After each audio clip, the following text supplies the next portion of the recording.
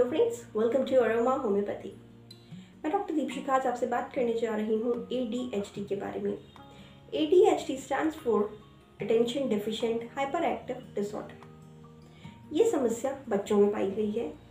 बच्चों में भी, स्पेशली उन बच्चों में जिनकी माँओं ने गर्भावस्था के दौरान अल्कोहल या स्मोक का यूज़ किया हो या और कोई ड्रग्स का सेवन किया हो। माता को अगर प्रेगनेंसी के दौरान बहुत ज़्यादा स्ट्रेस रहा हो, बहुत टेंशन में रही हो माता, या डिप्रेस स्टेट में हो, एंजाइटी में हो, तो भी बच्चों के अंदर ये समस्या आ सकती है। इसके अलावा जेनेटिक कॉज भी इसमें होता है कि अगर उनके पेरेंट्स में ये समस्या रही है तो भी बच्चों में आती है। इसके अलावा अगर सिबलिंग्स पे समस्या है, बच्चों के आसपास का वातावरण ऐसा है, तो भी ये समस्या हो सकती है। जैसा कि नाम से समझ में आता है, ADHD मतलब attention deficient hyper active disorder. ऐसे बच्चे जिन्हें ये लगता है कि हम उन पर पूरा ध्यान नहीं दे पा रहे हैं, तो हमारा अटेंशन गेन करने के लिए ऐसी गतिविधियां करते हैं, या बहुत उनमें बिहेवियर चेंजेस होते हैं, या फिर उनके मूड स्विंग्स बहुत जल्दी होते हैं। उन बच्चों में ADHD कॉमनली देखने को मिलता है। कई लोगों में ऐसा भी देखा गया है कि लेड पॉइजनिंग हो या पेन्स में और टॉक्सिन्स का एक्सपोजर ज़्यादा हो, उनमें भी ये समस्या डेवलप हो जाती है। इसमें होता क्या है, कैसा बिहेव करते हैं बच्चे? इसका सबसे जो पिक्यूलर सिम्टम होता है वो होता है इरिटेबल किड।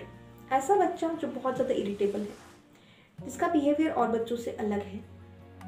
ऐसा बच्चा जो एक काम में फोकस नहीं कर पा रहा है, जिसे बहुत जल्दी अपनी एक्टिविटीज़ चेंज करनी होती हैं। वो बहुत देर तक किसी भी चीज़ में फोकस नहीं कर सकता, छोटी छोटी सी मिस्टेक्स करता है, बहुत छोटी गलतियाँ, और लर्न करने की क्षमता भी औरों से इसमें कम होती है। और ये बच्चे बिहेवियर पे भी इनके चेंजेस होते हैं। ये अपने स्कूल में जाके या अपने आसपास के बच्चों के साथ सही सामंजस्य नहीं बैठा पाते।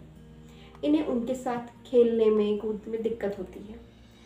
इन्हें एक फ्रेंड रिलेशन बनाने में भी दिक्कत आती है, क्योंकि इनके मन में लो सेल्फ कॉन्फिडेंस होता है, और जहाँ इनका खुद का कॉन्फिडेंस कम है तो इन्हें लगता है कि मैं दूसरों से कम। साथ में इन्हें ये लगता है कि इनकी जो लाइफ है बिल्कुल डिसऑर्गेनाइज्ड है। इनका जो पूरे दिन के काम होते हैं, दिनचर्या होती है, बिल्कुल डिसऑर्गेनाइज्ड होती है। उसमें कोई प्रॉपर ऑर्गेनाइजेशन नहीं होता है।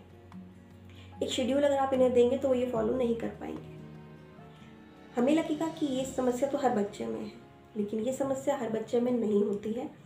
ये हर दूसरे तीसरे बच्चे में मिल सकती है, लेकिन हर बच्चे में ये समस्या नहीं होती है। हाइपर एक्टिव होगा इस केस में बच्चा बहुत हाइपर एक्टिव बिहेव करेगा। जहाँ और बच्चे शांति से एक जगह बैठ सकते हैं, वहाँ पे ये बच्चे एक जगह नहीं बैठ सकते। इसका मतलब ये नहीं कि हम शैतान बच्चों को या ऊधमी बच्चों को इस श्रेणी में ले लें, ऐसा बिल्कुल नहीं है। शैतानी करना अलग चीज़ है और हाइपर एक्टिव होना अलग चीज़ है। इसमें बच्चे बहुत चेंजेबल होते हैं, बहुत जल्दी एक टॉय से बोर हो जाते हैं, उन्हें दूसरा टॉय चाहिए। एक एक्टिविटी से बोर हो जाएंगे, उन्हें दूसरी एक्टिविटी चाहिए। इस तरह के बच्चों को हम इसके अंदर कंसिडर करते हैं ADHD के अंदर। Now the things come what we can do.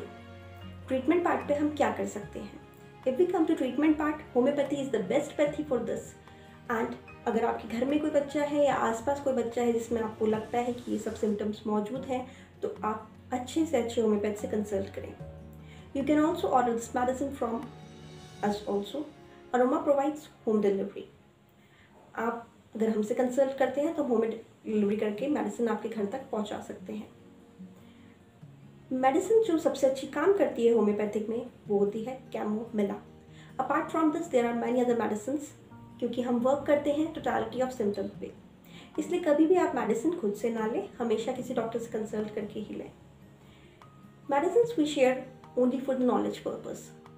लेकिन अगर आपको मेडिसिन लेनी है तो हमें पूरी ड्रग पिक्चर देखनी होती है, साथ में टोटलिटी ऑफ सिम्टम्स देखना होता है, दोनों का मैचअप करना होता है, उसके बाद हमें मेडिसिन प्रिस्क्राइब करनी होती है। इसके अलावा आप घर में रह के क्या कर सकते हैं? So first thing in the treatment part is, सबसे पहले अपने बच्चे पर प्रॉपर अटेंशन दें। बच्चों को समय दें, उनके साथ बैठें, उनकी मन की बात जानें, उनकी बातें शेयर करें और साथ में उन्हें एक शेड्यूल बना के दें जिससे उनको कोशिश करें कि वो फॉलो करें। आप करवाएं उनके साथ फॉलो। उन्हें ऐसी को करिकुलर एक्टिविटीज़ में एंगेज करिए कि उनका दिमाग फोकस होने रखे धीरे धीरे। उन्हें ऐसे ब्रेन गेम्स में एंगेज करिए जैसे चेस है या और पजल गेम्स है, जिससे कि वो उनका माइंड शार्पन हो और वो एंगेज हो एक पर्टिकुलर गेम में। उनको आप पूरा ऑर्गेनाइज्ड वे में दिन का शेड्यूल बनाएं। मेडिकेशन में आप कोई मेडिकेशन खुद से ना लें। जनरली इसमें स्टिमुलेंट्स लोग देते हैं, लेकिन स्टिमुलेंट्स भी इसमें खास कारगर नहीं होते।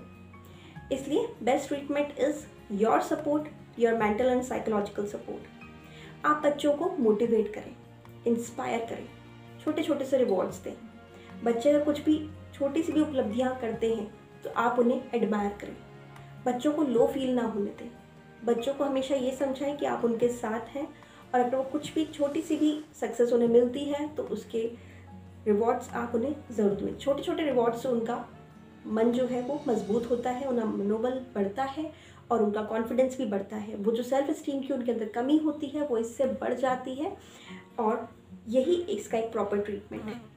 अगर हम इसे टाइमली ट्रीट नहीं करते हैं तो ये दिक्कत आगे जाके बड़े होने पर भी बच्चों के साथ रहती है और बड़े होने पर वो डिप्रेशन में कन्वर्ट हो सकती है। साथ में उन्हें वर्क प्लेस पर भी इससे दिक्कत आती है। So the best thing is समय रहते इस बीमारी को पहचानें और इसका ट्रीटमेंट देने की कोशिश करें। Stay connected with us, keep on liking and sharing our videos. Thank you so much.